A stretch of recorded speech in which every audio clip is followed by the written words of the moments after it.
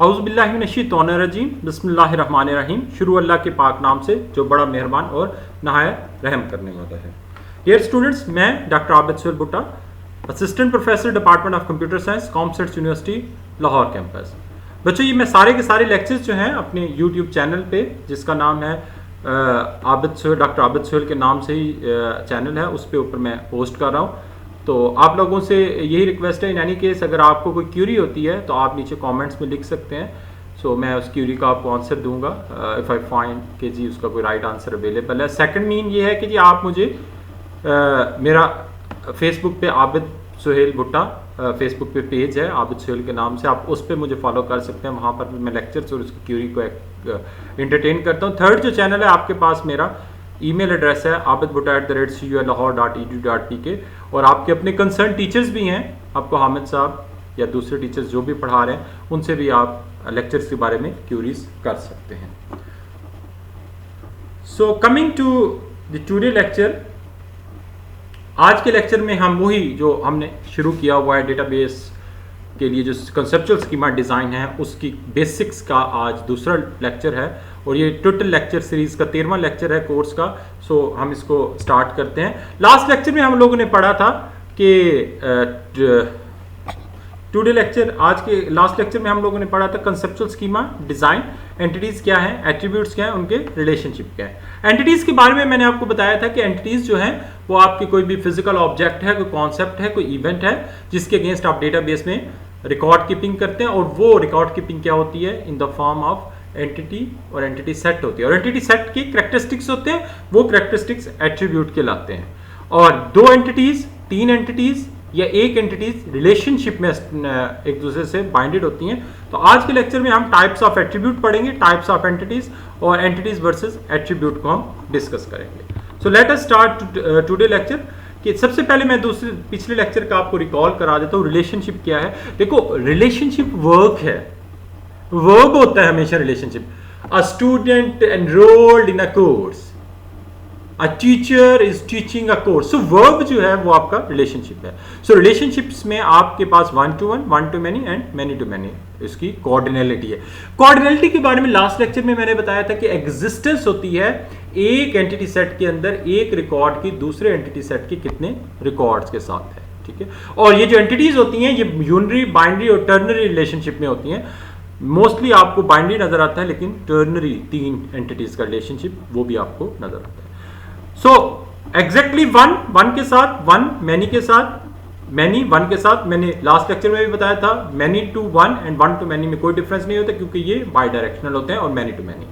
सो customer और loan one to many है। One to many कैसे है मैं अगेन आपको बता देता हूं। आप लोगों ने पॉइंटर से इधर वन लिखना होगा, इधर मैनी लिखना होगा। अच्छा, ये जो वन टू मैनी होता है ये वाला, ये इसकी ऑप्शनल कोऑर्डिनलिटी या इसकी मिनिमम कोऑर्डिनलिटी, मैक्सिमम इसकी ऑप्शनल कोऑर्डिनलिटी होती है। जो इसकी मैंडेटरी कोऑर्डिनलिटी होती है वो इसकी हम ऐसे डिफाइन करते हैं, जो दूसरा एरो होता है हम ये बताते हैं कि जी एक ऐसा कस्टमर तो है लेकिन वो कोई लोन नहीं लेता, तो इसकी मिनिमम कोऑर्डिनलिटी 1 to 0 होगी, 1 to 0 होगी, ठीक है। 1 to 0 ये मिनिमम कोऑर्डिनलिटी। अभी आपने देखा होगा कि 1 to 0 की हमने बात नहीं की थी, हमने 1 to 1 की बात की थी। ये जो 1 to 0 का मतलब ये है कि यहां पर आपके पास एक ऐसी एंटिटी होगी जो कि अभी यहां की किसी भी एंटिटी के साथ रिलेशनशिप में नहीं है। सो इट मीन्स कि ये एंटिटी यहां पर तो एग्जिस्ट करती है लेकिन रिलेशनशिप में नहीं है। और ये एक पिछले लेक्चर में हमने डिस्कस किया था, इस चीज को हम 1 to 0 कहते हैं कि भाई यहां पर एग्जिस्ट करती है लेकिन रिलेशनशिप वो 0 है। तो जो रिलेशनशिप में 0 है वो एंटिटी हम किसी भी टाइप में कंसीडर नहीं करते। सो वो हम उसकी मैंडेटरी में कंसीडर करते हैं कि हो भी सकता है, नहीं भी हो सकता है। सो वो अब ये देखो, ये बाई डायरेक्शनल है। ये देखो, इधर डायरेक्शन थी, इधर कर दी, तो अब ये मैनी टू वन हो गया। भाई एक कस्टमर मैनी, लेकिन वो जो रिलेशनशिप की वो है सिंबल है वो अभी भी इधर ही जाएगी। आगे हम चलते हैं। तो मैनी टू मैनी क्या है कि जी एक कस्टमर मैनी लोन ले सकता है और एक लोन को मैनी कस्टमर ले सकते हैं। तो इस तरीके से हम दोनों साइड पे ये ग्रेटर साइन डाल देंगे तो मैनी टू मैनी होगा। और इसकी मिनिमम कोऑर्डिनेट ये होगी कि एक जो वो है वो कोई भी जो है वो लोन नहीं भी ले सकता। सो मैनी टू मैनी भी हो सकती है और कोई कस्टमर ऐसा भी हो सकता है जो लॉन नहीं, जो रिलेशनशिप में नहीं है। सो ये हम इसकी मैक्सिमम कॉर्डिनेलिटी डिफाइन करते हैं जो कि हमारे पास मैनी टू मैनी है, ठीक है। सो हम आगे चलते हैं। पार्टिसिपेशन क्या है? देखो पार्टिसिपेशन पे अभी हम बात कर रहे थे कि जी कुछ ऐसे हैं एंटिटीज जिस दूसरी एंटिटी के साथ लाजमी पार्टिसिपेट करें, कुछ पार्शियल पार्टिसिपेशन, हम इसको डिफाइन करते हैं। The entity in entity set many are may not participating in a relationship. जैसे मैंने बताया कि भाई एक कस्टमर है, वो कोई भी लोन नहीं लेता तो वो नहीं पार्टिसिपेट कर रहा। If some courses are not enrolled by any student, एक कोर्स ऑफर हुआ, फॉर इंस्टेंस आपको कोई एक कोर्स ऑफर हुआ डेटा साइंसेस का, किसी स्टूडेंट ने उसमें इंटरेस्ट नहीं लिया तो उसमें कोई भी स्टूडेंट रजिस्टर नहीं हुआ, ये ऑप्शनल था, वो participation of course will be partial. आपने 4 कोर्सेज थे, आपने 3 लिए तो एक में आपने पार्शियल पार्टिसिपेशन कर ली। Course entity having some partial participation, जैसे मैं यहां पर बता रहा हूं कोई एक कस्टमर है वो कोई लोन नहीं लेता तो ये हमारे पास पार्टिसिपेशन पार्शियल है, ठीक है। टोटल पार्टिसिपेशन इसके अगेंस्ट में होती है। सेकंड नंबर पे है आपके पास पार्टिसिपेशन कांस्टेंट में total participation. When we require all entity to participate in a total participation, so mandatory है। मैंडेटरी क्या है कि भाई हर एंटिटी के लिए जरूरी है कि वो रिलेशनशिप में पार्टिसिपेट करे, तो इसको हम कहेंगे ये आपकी टोटल पार्टिसिपेशन है।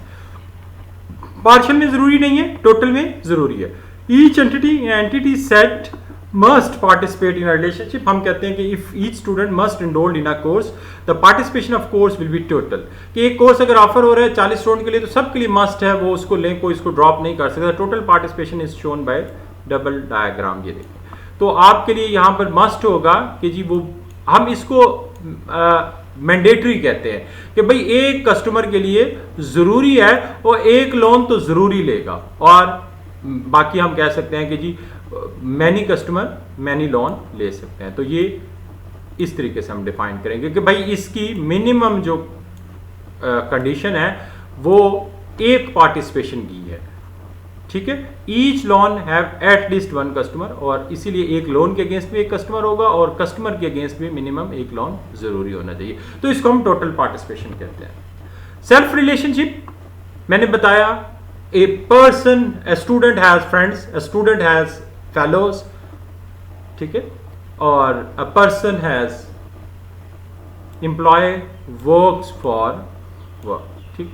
सो ये सेल्फ जो यूनिट रिलेशनशिप है। Sometime entities in the entity set may relate to another entity in the same set, वो उसी दूसरी एंटिटी, मतलब जैसे मैं आपको सिंपल एग्जांपल दूं कि भाई मोहम्मद अहमद है, वो दोस्त है मोहम्मद सिजाद का, और सिजाद दोस्त है कासिम का, तो वो एक ही एंटिटी के अंदर, एंटिटी सेट के अंदर एक एंटिटी दूसरे एंटिटी से रिलेशनशिप में है, तो उसको हम सेल्फ रिलेशनशिप कहते हैं।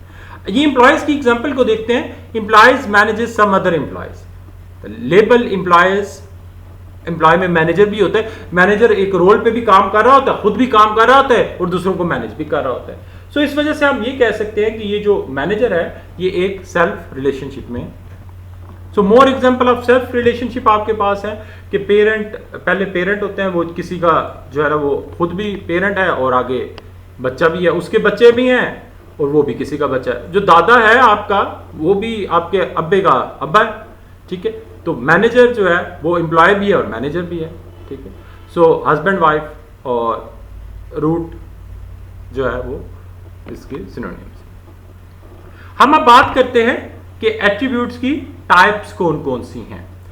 एट्रीब्यूट्स जो है, एट्रीब्यूट्स को पहले हमने डिफाइन कर दिया। एट्रीब्यूट्स क्या है? कैरेक्टरिस्टिक्स हैं बेसिकली किस चीज के, एंटिटी के। एक सिंपल एट्रीब्यूट है आपके पास, कंपोजिट एट्रीब्यूट है आपके पास, सिंगल वैल्यूड एट्रीब्यूट्स हैं आपके पास मल्टी वैल्यूड एट्रीब्यूट्स हैं आपके पास, डिराइव्ड एट्रीब्यूट्स हैं, और आपके पास जो हैं वो की एट्रीब्यूट्स हैं, ठीक है। ये आपके पास डिफरेंट एट्रीब्यूट्स हैं। सबसे पहले हम सिंपल एट्रीब्यूट की तरफ चलते हैं। Simple attributes are those attributes which can not be divided further. देखो एक ही लाइन निकलती है एंटिटी से और वो एट्रीब्यूट की तरफ जाती है। ये जो राउंड शेप है ये एट्रीब्यूट के लिए, और बीच में जो नाम लिखा हुआ है ये उस एट्रीब्यूट का नाम है, नाउन है, ठीक है, ये जो लाइन होती है ये आपकी एंटिटी और एट्रीब्यूट के बीच में रिलेशनशिप को शो करती है, एसोसिएशन को शो करती है। सो आपकी एक एंटिटी से एक ही लाइन निकलती है टुवर्ड्स एट्रीब्यूट, ये आपकी सिंपल एट्रीब्यूट्स हैं, कॉम्पोजिट एट्रीब्यूट। ये देखो, ये नॉर्मली प्रॉपर्टी जो होती है वो एट्रीब्यूट की नहीं होती, एंटिटी की होती है कि आपके पास एक प्रॉपर जो है वो बॉक्स है और उससे आगे सिंपल निकल है। सो एक लाइन आगे लाइन, इस किस्म की एंटिटीज को हम कॉम्पोजिट एंटिटीज कहते हैं। So composite entities are attributes, composite attributes are those attributes which are composed of many other simple attributes. ये स्ट्रीट, सिटी, कंट्री, स्टेट, ये मिलके एक एट्रीब्यूट को बना रही है। सो एक एट्रीब्यूट अगर कंपोज हो रहा है विद मल्टीपल एट्रीब्यूट्स, उसको हम कॉम्पोजिट एट्रीब्यूट कहेंगे। Name, first name, last name और मिडिल नेम, रोल नंबर। ये अब आपके पास ये जो रोल नंबर है, ये वाला रोल नंबर, ये आपका सिंपल एट्रीब्यूट है। लेकिन ये जो दो एट्रीब्यूट्स हैं, एड्रेस और नेम वाला, ये कंपोज हो रहे हैं और एक और एट्रीब्यूट से, इसको हम कॉम्पोजिट एट्रीब्यूट कहेंगे। अब हम रिलेशनल मॉडल के अंदर इसको कैसे हैंडल करते हैं, ये हम आगे के लेक्चर्स में पढ़ेंगे कि जब हमारे पास कॉम्पोजिट एट्रीब्यूट होते हैं, क्या हम कॉम्पोजिट एट्रीब्यूट को कैसे हम डेटाबेस में डिप्लॉय करते हैं, इस पर हम आगे बात करेंगे। सिंगल वैल्यूड एट्रीब्यूट कि भाई वही हो गया कि एक एट्रीब्यूट है, उसकी सिर्फ एक ही वैल्यू एग्जिस्ट करती है। एज है, एक ही एज होगी, date of birth. Normally age को हम एट्रीब्यूट ऐसे नहीं शो करते, ये आपका ड्राइव्ड एट्रीब्यूट होता है। Single attribute are attribute which can take only one value for a given attribute for an entity set. एक एंटिटी के अंदर जो उसकी एक वैल्यू होगी, एक से ज्यादा वैल्यू नहीं होगी, मल्टी वैल्यू। एंटिटी एक है स्टूडेंट, मोबाइल नंबर उसके 3 है, बल्कि कुछ लोगों को गवर्नमेंट 5 देती है तो वो 5 रख लेते हैं। 5 से ऊपर होता है अम्मी और अब्बू के नाम पे बना के 5 से ज़्यादा भी सिम रख लेते हैं, कभी वो सिम चला ली, कभी वो सिम चला ली। तो स्टूडेंट एक है, मोबाइल नंबर उसके 5-10 हैं। ईमेल एड्रेस आपको बनाने का शौक होता है तो हर रोज़ ईमेल एड्रेस बनाते जाते हैं। और इसके साथ एक और हम ऐड करते हैं कि जी एक स्टूडेंट है और स्किल्स मल्टीपल है, कि उसको जावा भी आती है, उसको सी शार्प भी आती है, उसको डेटाबेसेस भी आती हैं, उसको एक्सेल में काम करना भी आता है, उसको एक्सेस में भी काम करना आता है, और भी स्किल्स हैं। तो एक एंटिटी है स्टूडेंट, लेकिन उसके अंदर जो उसका एक एट्रीब्यूट है स्किल्स, उसके multiple values attributes are those attributes which can take more than one value for a single entity. भाई एक एंटिटी है, उसके लिए आपके पास वैल्यूज एक से ज्यादा है। डिराइव्ड एट्रीब्यूट, कुछ एट्रीब्यूट्स होते हैं वो किसी फार्मूले के जरिए ड्राइव होते हैं। फार्मूले का मतलब ये है कि मैं डेट ऑफ बर्थ अगर स्टोर करता हूं तो एज में आज की डेट और डेट ऑफ बर्थ को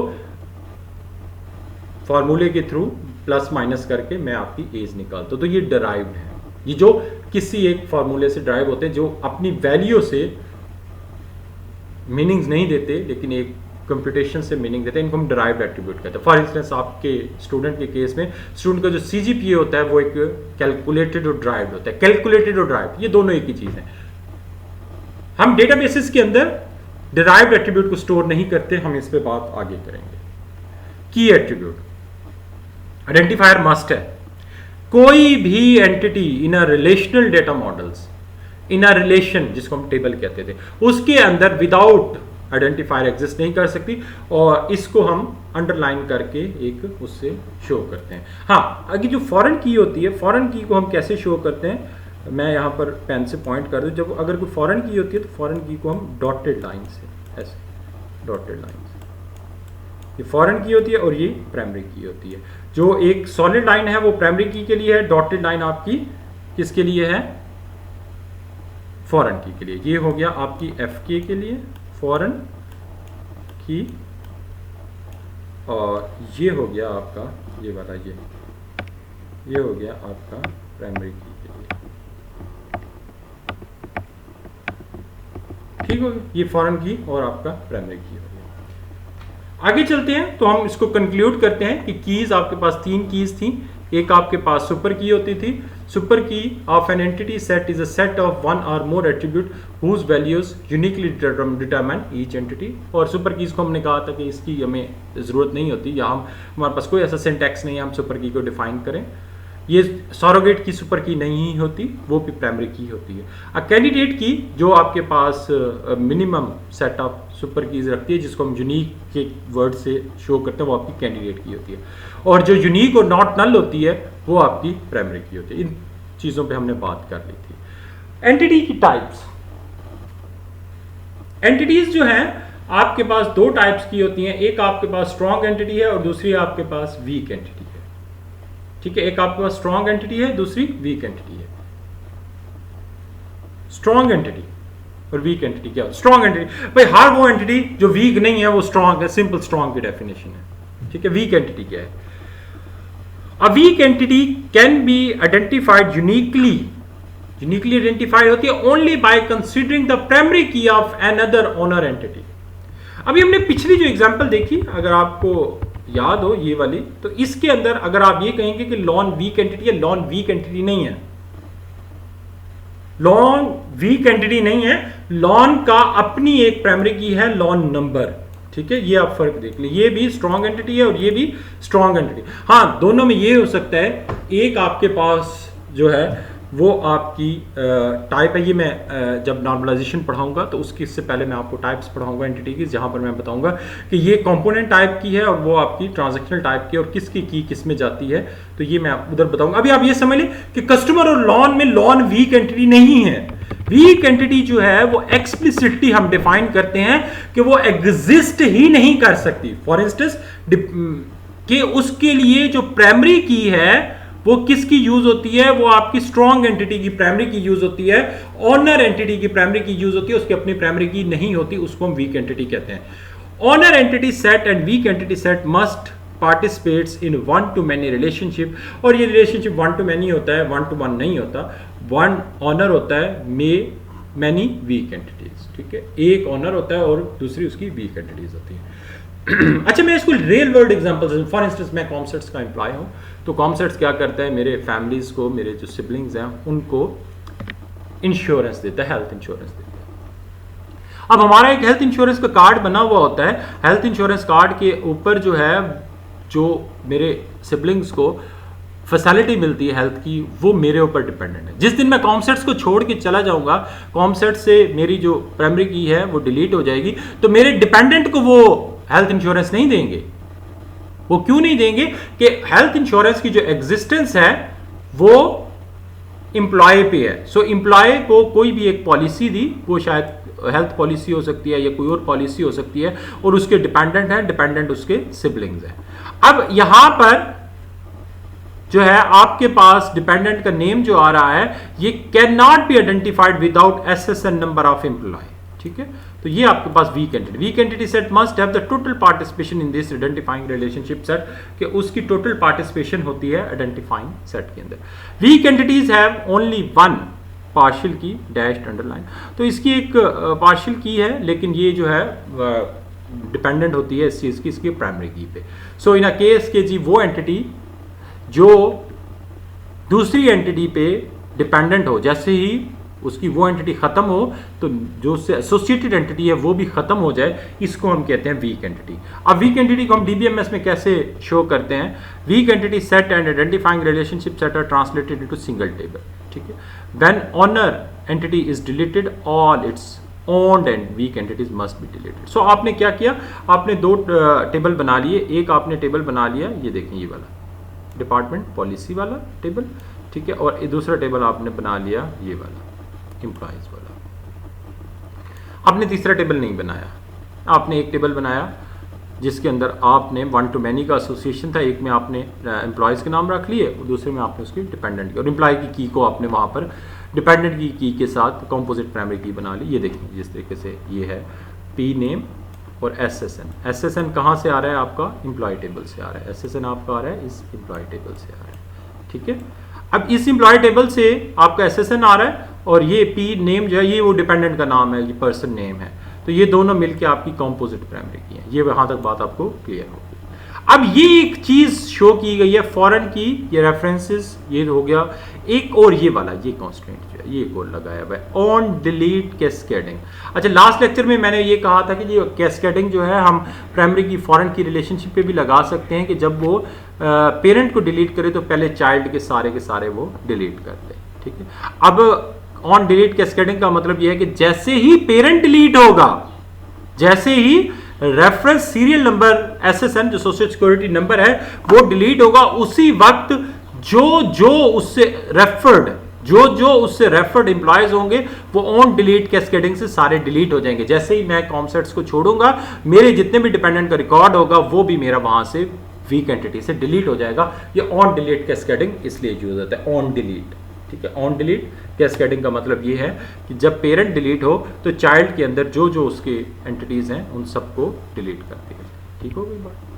सो रिव्यू करते हैं हम वीक एंटिटीज का। वीक एंटिटीज का मतलब ये है, weak entities can be identified uniquely only by considering the primary key of another owner entity.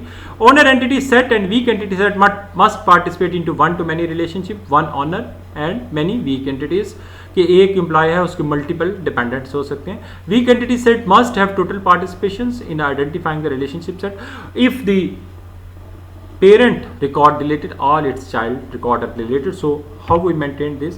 We maintaining this with the on delete cascading. आपको असाइनमेंट है, आप इस क्यूरी को जरूर चेक कीजिएगा। और ये लास्ट लेक्चर में मैंने जो लेक्चर नंबर 11 था उसमें भी मैंने फॉरेन की का बताया, तो वहां पर भी आप इसको यूज कीजिएगा और वीक एंटिटी के कॉन्सेप्ट में भी आप इसको यूज कीजिएगा। तो हम आगे चलते हैं। एक बड़ा इंपॉर्टेंट कॉन्सेप्ट है। अभी मैंने बताया कि जी आपके पास कुछ कंपोजिट एट्रीब्यूट होते हैं, कुछ आपके पास डिराइव्ड होते हैं, कुछ आपके पास मल्टी वैल्यूड होते हैं। तो हमें ये कैसे डिटरमिन होगा, ये मैं अगले लेक्चर में प्रैक्टिस भी करवाऊंगा, जहां पर मैं ये बताऊंगा कि किस नाउन को, नाउन का मतलब ये है कि ये जो एंटिटी होती है या एट्रीब्यूट होते हैं, दोनों नाउन होते हैं।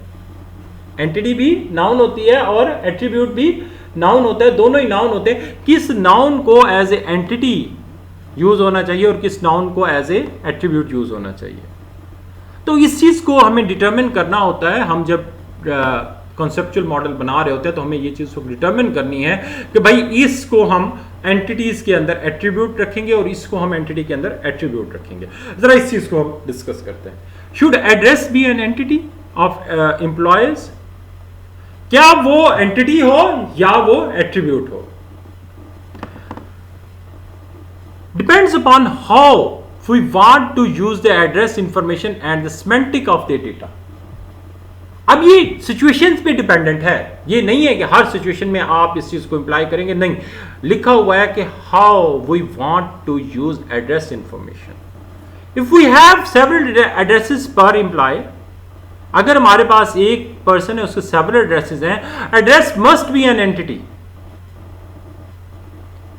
Since it can not be set value, कि उसकी मल्टीपल वैल्यूज है। जैसे मैंने अभी बताया मल्टी वैल्यूड, मोबाइल नंबर आपके पास मल्टीपल है,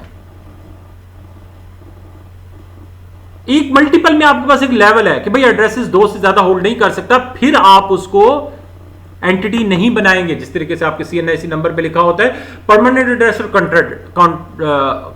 करंट एड्रेस, परमानेंट एड्रेस और करंट एड्रेस, तो उस वक्त आप इसको एज ए एट्रीब्यूट डील करेंगे। हाँ, अगर आपके पास 10 या 20 एड्रेसेस हैं और आपके लिए वो सारे के सारे 20 एड्रेसेस सेव करना जरूरी है, तो देन आप उसको एंटिटी बनाए, एट्रीब्यूट मत बनाए।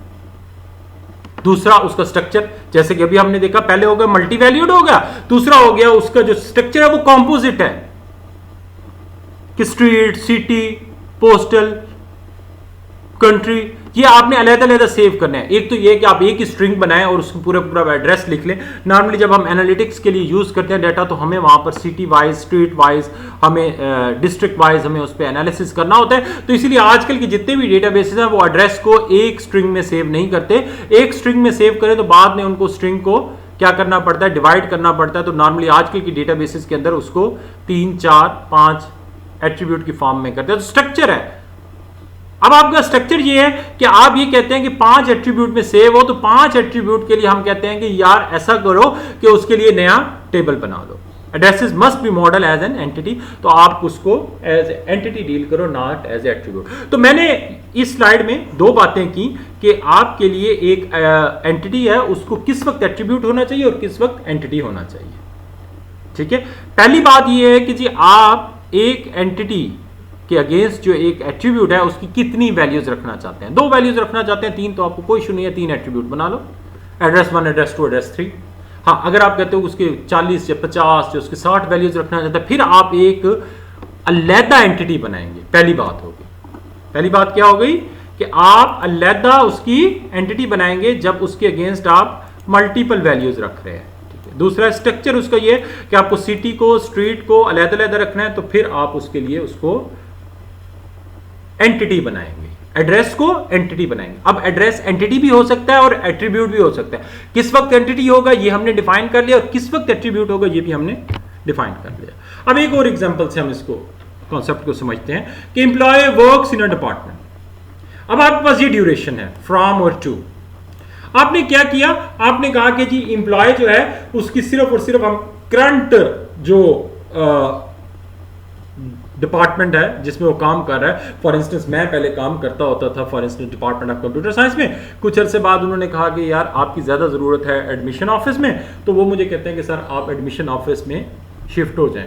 तो मैं एडमिशन ऑफिस में गया, तो अब वैल्यू टू और फ्रॉम की सिंगल वैल्यू है, तो मेरा वो पिछला जितना भी रिकॉर्ड मैंने डिपार्टमेंट ऑफ कंप्यूटर साइंस में काम किया वो सारा मेरा खत्म हो जाएगा।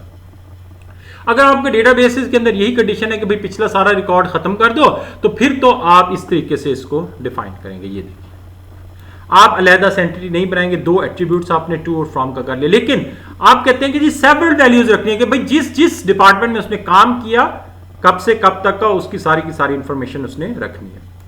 तो उस केस में मैं ऐसा करूंगा, एक और नई एंटिटी बना रहा हूं। ये देखिए ड्यूरेशन की several values of descriptive attribute for each instance of this relationship. So इस रिलेशनशिप के अगेंस्ट सेवरल वैल्यूज एग्जिस्ट करती हैं। फलाने डिपार्टमेंट में काम किया, बी डिपार्टमेंट में काम किया, सी डिपार्टमेंट में काम किया, कब तक काम किया। सो आप इस तरीके से फिर उसको एज ए एट्रीब्यूट डील नहीं करेंगे, आप फिर उसको एज ए एंटिटी डील करेंगे। ठीक है, क्लियर होगी बात। चलिए अब एसोसिएशन हम ये, अच्छा एक और तरीका आपको बता दूं, जब दो एट्रीब्यूट के बीच एसोसिएशन वन टू मैनी आ जाए, दो एट्रीब्यूट के बीच में, अभी आप ये कहेंगे कि सर अभी तो आप एंटिटीज के बीच में बात कर रहे थे एसोसिएशन की, ये एट्रीब्यूट के बीच में एसोसिएशन कैसे आ गई। ये देखो ना, अभी हमने डिसाइड नहीं किया कि ये वाला जो एड्रेस है ये एंटिटी है या एट्रीब्यूट है, तब हम उसकी अगर कोऑर्डिनलिटी वन टू मैनी डिटरमिन कर लें तो आपके लिए जरूरी है कि आप उसको नई एंटिटी बनाएं। क्या मैं अभी डिसाइड नहीं किया कि ये जो पर्टिकुलर एक ऑब्जेक्ट है एड्रेस, ये एंटिटी हो या एट्रीब्यूट हो,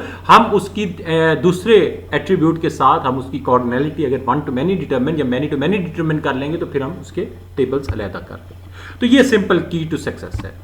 इसका रिव्यू करते हैं। हम कहते हैं कि जी आज का जो लेक्चर हमने पढ़ा, हमने उसमें ये बताया कि आपके पास रिलेशनशिप जो है वो तीन टाइप के हैं, one to one, one to many and many to many. Many to one और वन टू मैनी को हम एक ही कंसीडर करते हैं, one to one, one to many and many to many. ठीक है, ईच डिपार्टमेंट, ये डिपार्टमेंट है, मैनेजेस है different department, employee manages different department. So each department has most one manager according to key constraint of the manager. So आपके पास आप इस तरीके से बाइनरी रिलेशनशिप बनाते हैं और रिलेशनशिप की प्रॉपर्टीज डिफाइन करते हैं। ये आपके पास एंटिटी है, ये इसका एट्रीब्यूट है, और फिर आपके पास ये एंटिटी, ये उसका एट्रीब्यूट, और इसके बीच में रिलेशनशिप जो है उसकी कोऑर्डिनलिटी को आप डिफाइन करते हैं बेस्ड ऑन दैट ऑर्गेनाइजेशन, कि उस ऑर्गेनाइजेशन में एंटिटीज के आपस में एसोसिएशन क्या है। ये मैंने एक बड़ा सा सवालिया निशान बनाया हुआ है, ये बड़ा इंपॉर्टेंट है, ये आपके लिए की टू सक्सेस है कि जी आपने ईआरडी बनाने के बाद ट्रांसलेट करना है उसको रिलेशनल मॉडल। ठीक है, अब जब आप रिलेशनल मॉडल में उसको ट्रांसलेट करेंगे तो उसके लिए आप क्या कुछ करेंगे, ये हम आने वाले लेक्चरों में पढ़ेंगे। अभी मैं इसको सारे को दोबारा जो है वो रिव्यू करा दूं आपको कि जी जो आपके पास ईआरडी बनानी है, अगले लेक्चर में इंशाल्लाह हम ईआरडी को फॉर्मली बनाएंगे, और उस वक्त हम ये देखेंगे कि जी ईआरडी बनाते हुए आपके पास फॉर्मल नोटेशंस कौन सी हैं। सबसे पहली नोटेशन ये वाली, ये एक बॉक्स है, स्क्वायर बॉक्स है एंटिटी, इसके अंदर हम नेम लिखते हैं। ठीक है, नेम या लेबल, किस चीज का नेम या लेबल, एंटिटी का। अच्छा, अब एंटिटी की लेबल के बारे में आप एक चीज कंफर्म कर लें, एंटिटी का लेबल एक वर्ड होता है। 100 ऑफ द टाइम्स अगर आप इसे रिपीट करेंगे तो एंटिटी का जो नेम होगा वो आपका एक वर्ड होगा, एक वर्ड, एक नाउन वर्ड होगा, कोई भी नाम होगा, ऑब्जेक्ट है ना, कोई भी नाम। एट्रीब्यूट भी इस तरीके से होता है, इसको हम एक ओवल शेप्ड जो है उससे शो करते हैं, ओवल शेप, ये ओवल शेप्ड है, और इसके अंदर जो प्राइमरी की होती है उसको हम अंडरलाइन कर देते हैं। एक एंटिटी टू एंटिटी जो आपका रिलेशनशिप है वो हम इस तरीके से डायमंड, ये मैं थोड़ा सा कोशिश करता हूं उल्टा सीधा बनाने की, ये डायमंड है, रिलेशनशिप है। अब जो रिलेशनशिप का टाइटल है ये आपका वर्ब होता है। क्या होता है? वर्ब। इसका नाम और इसका नाम, इसको लेबल कह लेते हैं। लेबल जो होता है इसका और इसका लेबल, किसका? एंटिटी का और एट्रीब्यूट का लेबल आपके पास क्या होता है? हमेशा नाउन होगा, हमेशा नाउन होगा, हमेशा नाउन होगा। रिलेशनशिप आपका काम है, वर्क है कि भाई ये एंटिटी इस एंटिटी के साथ किस काम में एसोसिएटेड है। जिस तरीके से सिंपल देख लो ना भाई, दुनिया मतलब की है। मतलब क्या होता है? काम होता है। भाई दुनिया में कोई भी बंदा काम के बगैर अपनी जो है ना वो एग्जिस्टेंस नहीं रख सकता, तो इसलिए काम जरूरी होता है। सो दो एंटिटीज के बीच में जो रिलेशनशिप है वो काम है और इसको वर्ब, इसका जो लेबल होगा वो वर्ब होगा। सो आप ये अंडरस्टैंड कर लें कि एंटिटीज का जो नाम होगा, जो लेबल होगा वो सिंगल होगा, एक वर्ड पे होगा और वो हमेशा नाउन होगा, और एट्रीब्यूट का नाम भी हमेशा नाउन होगा। ठीक हो गई बात? और जो रिलेशनशिप है बिटवीन एंटिटीज वो आपका डायमंड शेप होता है और ये दोनों साइड पे होता है। आप जिस तरीके से मर्जी बना लें, ठीक है। और इसको भी आप एक बॉक्स की फॉर्म में बनाएंगे और इसके ऊपर भी प्रॉपर लेबल लिखेंगे। ये जो रिलेशनशिप है ये वर्ब होगा। ठीक हो गई बात?